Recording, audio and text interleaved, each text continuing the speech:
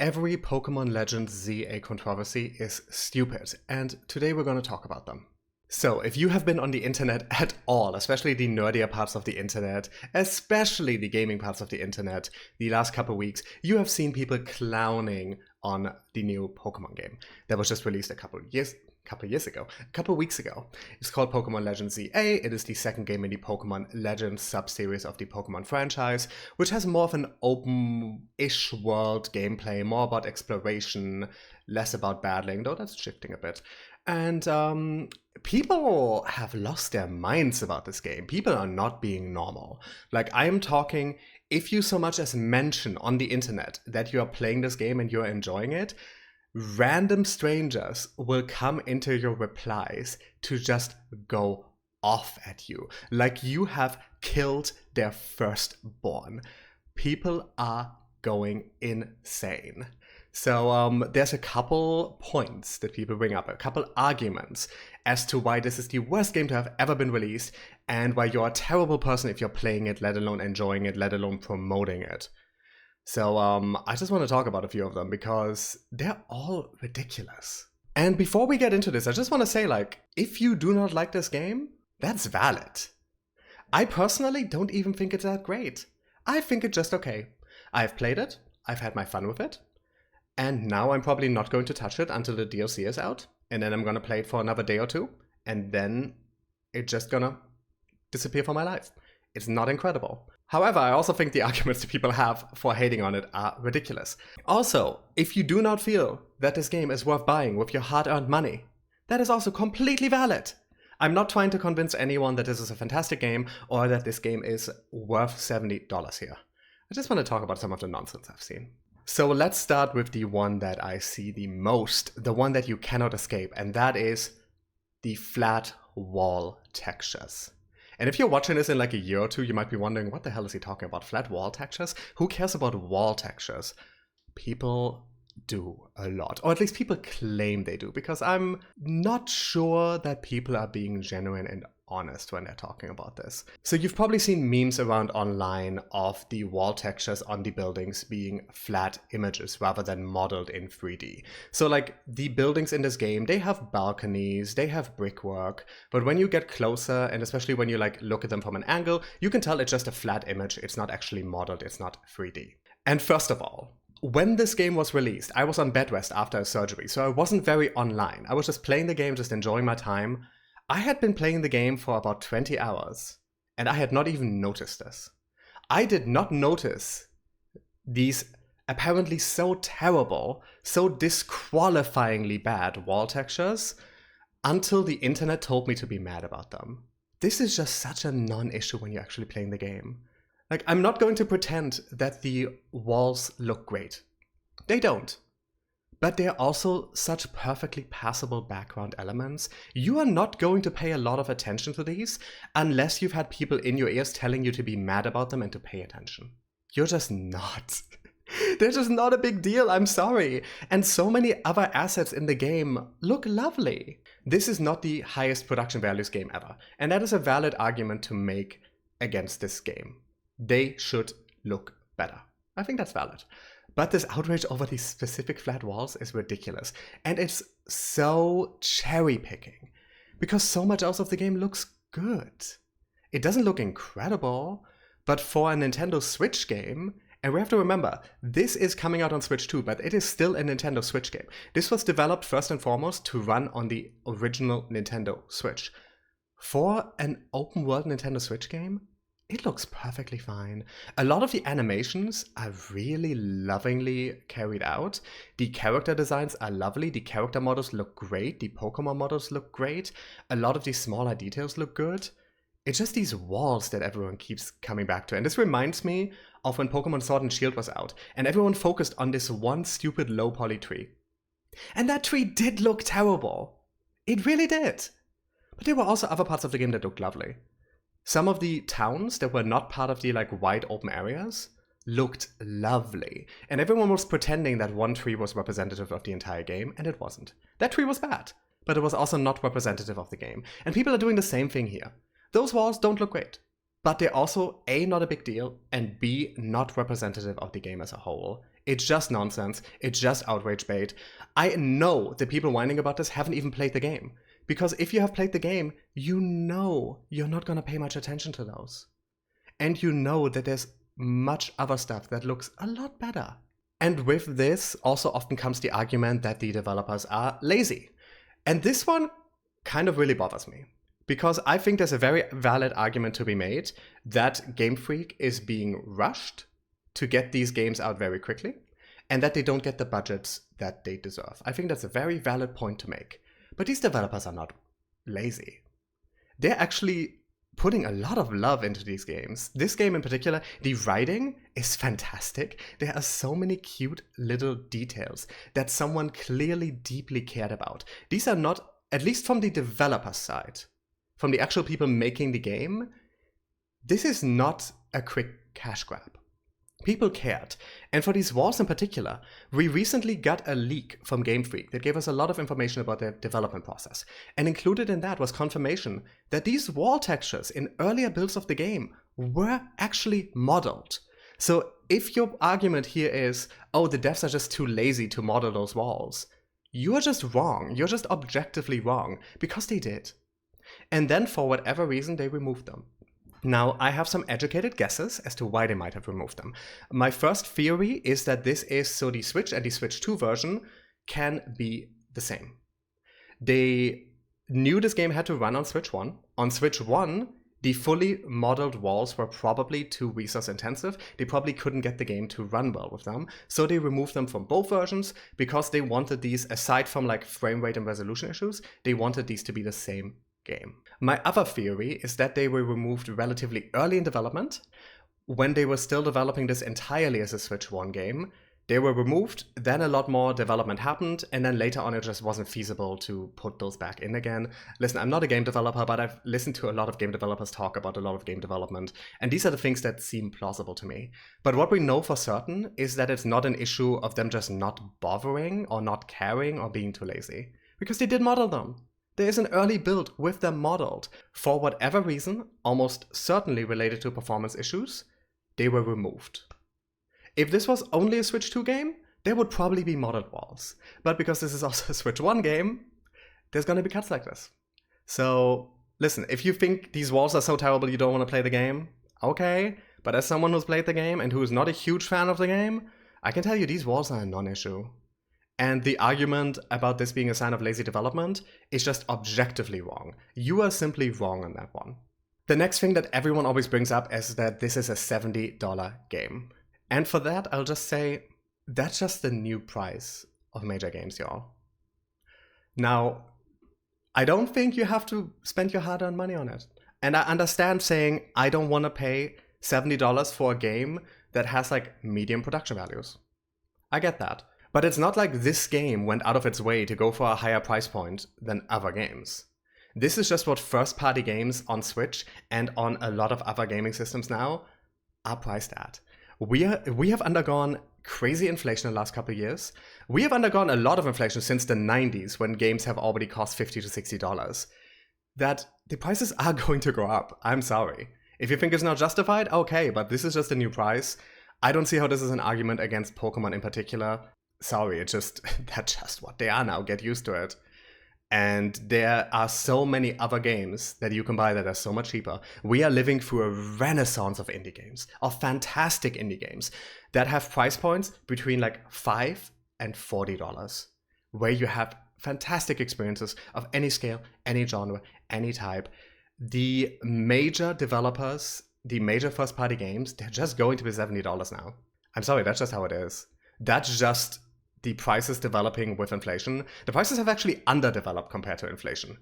If we had followed inflation with the prices of our video games, we would be spending between $120 and $150 on these kinds of games now. Video games have gotten cheaper. And yeah, it sucks, because our buying power and our incomes have not kept track with inflation, but prices are going to keep track with inflation. The next argument is also related to the price, and that is the claim that they are paywalling content. Now, this one kind of came out of nowhere, because it's just a bit ridiculous. First of all, the content that they're talking about is 3 megaforms. This game has like, what, 40 mega Pokemon in it, of which like 20 are new? On top of like a couple hundred other Pokemon. So the only content that is paywalled is the mega forms of 3 Pokemon. And when they're saying it's paywalled, they don't mean that these mega forms are like DLC that you need to buy to get access to them. They just mean you need to play online to get these. And to play any first-party game on the Nintendo Switch or Switch 2 online, you need a Nintendo Switch Online membership. Now, is that technically paywalling content? I'm gonna say yes, it is. Is that meaningfully paywalling content? No. What? I'm sorry, you have to play online to get 3 megaforms? First of all, the entire full game is enjoyable without doing that. You don't need those 3 megaforms. By this logic, any video game on the Nintendo Switch where any content is online and not in the offline-based game is paywalling content. And I have never once seen this argument weaponized in this way against any of those other games. Now, this is platform policy on the Switch. Any paid game, to use their online features, you need to have the Nintendo Switch Online. So it's not that this game in particular is making you pay for it. This is just, if you want to play any paid game online, you need this. And yes, the online stuff has some extra content in it. A lot of games do this. Most games do this. So it's not a case of this being a completely invalid argument. It's just a case of an argument that I feel is very insincere. Because this is what every game is doing. This is what every game is doing. Any game that has a season pass. Any game that has paid DLC at all. Any game on the Switch where you play online and you get rewards for that. That is most games with online features. That is most major games nowadays. There's often items that you can only get by paying for it. Every like Persona or SMT game has demons that you need to pay for as extra DLC. If you want to have like a bunch of the stuff in the Sims games, you have to buy DLC. This is just such a standard part of modern game development, of modern game releases, of modern game monetization. And you're not even paying the Pokemon Company or Game Freak here. You're paying Nintendo just for use of their online services in total. Which is, by the way, this is less than $2 a month. And anyone who is an active video game player with a Switch or Switch 2 almost certainly has this already. Because this also gives you access to all the retro games and to the online features on every other game on the platform. So, I'm sorry, this is just a bit ridiculous. And it's all over 3 megaforms? I would be more than fine not having those. Come on now. Another one to do with monetization is that people were mad that they announced the DLC before the game was out. And this one, I think out of all the arguments against this game, this is the one that I find the most ridiculous. You're mad that they're being transparent about how this game is being released or monetized? We knew there was DLC coming. Every Pokemon game, main series, or main series-ish Pokemon game on the Switch and the Switch 2, with the exception of the first Pokémon Legends, because that one had a main series game coming soon after it. They have all had a set of paid DLC at this price point, at this kind of scale, dropping a couple months later. We knew this was coming. This was not a surprise. The only difference is this time they told us about it before the game came out, rather than releasing the game, waiting 2 or 3 months, and then telling us about it. What is the problem about that? What is the problem about them just being transparent about, hey, we're dropping DLC for this. This is what the DLC is. This is when it releases. This is the price. This is how I know people are just making up things to get mad about. This is how I know. Another one about the actual game, which is also really ridiculous, and I see this one a lot, is people mad that the scale of this game is 1 city. And this just tells me you don't play video games. You're not a gamer. You're just an outraged tourist. Because a lot of fantastic open world video games are set in 1 city. Why am I showing 2 cities? 1 city. Have you ever played a Yakuza game? Those are acclaimed for their open worlds, for their really dense, beautiful, full of life, full of stuff to do open worlds. Guess what? Their open worlds are a couple city blocks. Their open worlds are significantly smaller in scale than this game. Now, Pokémon Legends Z-A is no Yakuza game. The open world in Pokémon Legends Z-A is not as great as the ones in Yakuza games. But this argument is just nothing. Because the scale of a game is not about how many different cities are in it, or how long it takes to walk from one end to the other. Because you can have an enormous world that is empty, has nothing to do, is boring to look at, is just a chore to traverse, and that is just big for the sole purpose of being able to say that it's big. There are plenty video games that go for a smaller, more dense world, and that's just as valid, and those can have just as much stuff to do in them. Final Fantasy VII Remake. That's another one that is set entirely in Midgar. It's also set in one city. The problem is not whether a game is set in one city or not. Now, this is not the most amazing or most full of life open world, but I would say in scale, it is comparable to previous Pokemon games. The early Pokemon games had a lot of towns, but each of those towns was like 32 tiles by 32 tiles with 4 buildings in them. Like, yes, those games had 12 towns, but the worlds were a lot smaller. Now, this open world does not have as much stuff to do in it as I think it maybe should. There is plenty. There are 20 wild areas, which essentially correspond to routes in old Pokemon games, plus a few other areas, like there's like some little dungeons and stuff. And then there is the battle zones that appear at night. And then there's a bunch of shops and a bunch of cafes and a bunch of parkour challenges and a bunch of wild Pokemon spawns. You can get on the roofs, walk around there. It's not the most dense, but it is pretty dense. It is in scale comparable to previous Pokemon games. The only difference is the narrative framing of it being one city versus a bunch of smaller connected places with routes in between. The scale is the same, whether it's one city or 10 cities. Doesn't really matter. What the hell are you even talking about? And last but not least, people are really mad that the Switch 2 version doesn't look better. And this is just, I think, a misunderstanding of what a Nintendo Switch 2 version is. This is not a remaster, this is not a remake. This is just the same game being released on 2 platforms. So the base version is the Switch 1 version. And the Switch 2 version is essentially a patch to resolution, performance, and some other like adjustable things. It's essentially things that you would be able to adjust in the visual settings in a PC game. The main difference is that the game runs at a much higher resolution, that the game has much better draw distance, that the game runs silky smooth, and that animations have better frame rate. So those are very meaningful upgrades. If you actually play the Switch 1 version and the Switch 2 version, it is night and day. But this is not the kind of thing that you're gonna really see on a comparison on like Instagram. Because there you're looking at both of them at the same resolution, so you can't see the resolution difference. And the video is super compressed, so you can't really see much of the other stuff. But like, it's just running at a higher resolution and higher frame rate and more smoothly. And that is the point. It's not a remaster. It's a meaningful difference. It's a huge difference. I would not want to play this on the Switch 1. It does not run great on the Switch 1. Which is another valid argument, but one that I don't even see as many people making. People complain about like, oh, the Switch 2 version doesn't look better. It does look significantly better. You have to watch it on a 4K TV. You can't watch it on fucking TikTok in a small side-by-side, because that's not how resolution works. You can't watch a 1080p video where someone puts them side by side and then it's compressed to hell and back. You're never going to see the differences because the differences are not the kind of things you can see at that. Now, it is a perfectly good Switch 2 version, but it's not a remaster, it's not a remake, there's not going to be better assets in there, because that's not what it is. That's just literally not what it is.